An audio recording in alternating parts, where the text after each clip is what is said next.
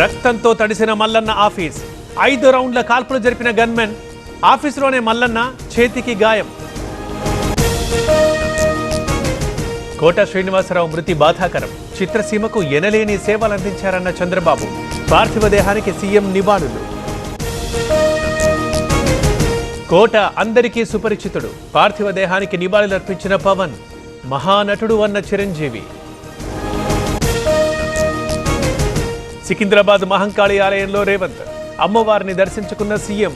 పట్టు వస్త్రాల సమర్పణ.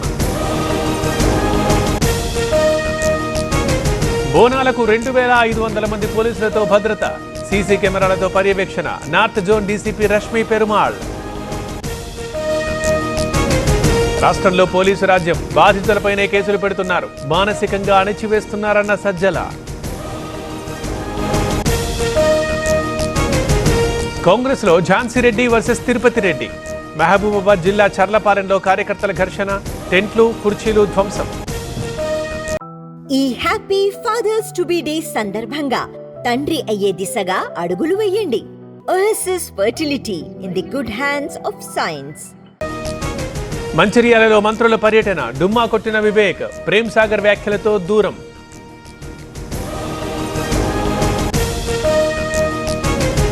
పాలన అంటే శంకుస్థాపనలే కాదు, దూరదృష్టి KCR vision. Sitarama lift irrigation దానికి నిదర్శనమన్న కేటీఆర్.